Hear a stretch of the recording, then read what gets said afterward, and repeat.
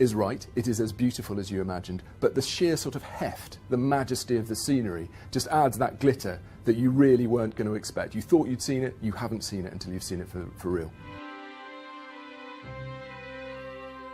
Many people will be taking the Inca Trail, a majestic hiking route, in order to experience the full wonder of the actual Machu Picchu site itself. I didn't do that. I got the budget option, which is the train from Cuzco through the Urubamba Valley. We thought we'd treat ourselves and do it in style. There's a very nice luxury train that goes up to Machu Picchu. It runs along the floor of the Sacred Valley, past sort of rushing water. You've got amazing views. You then have to climb another 6 kilometres up the mountain. We turned a corner and then we saw the classic site of the ruins framed by Machu Picchu, the mountain on the other side. It is actually better than all the pictures that I'd seen of the site in the past.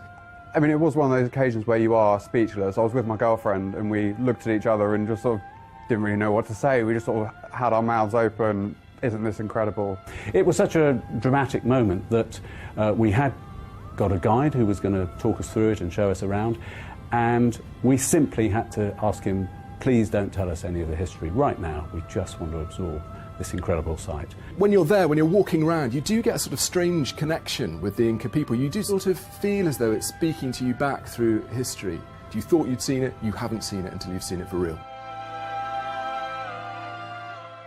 Read up beforehand so that not everything you're looking at is completely sort of new to you.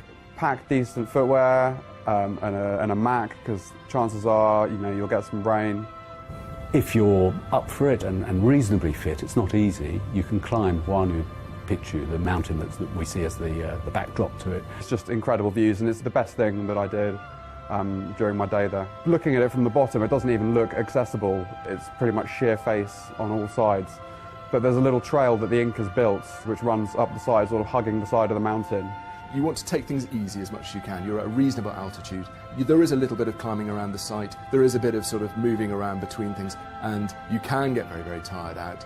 My top tip for getting to Machu Picchu would be to get there very early in the morning, or to time your trek or train so that you'll also have the opportunity to be there later in the day. If you can spend a decent length of time there, 4 hours in the morning or 4 hours towards the end of the day, you are likely to get the opportunity to see it with that beautiful moment where the sun comes across the mountains. It's worth doing.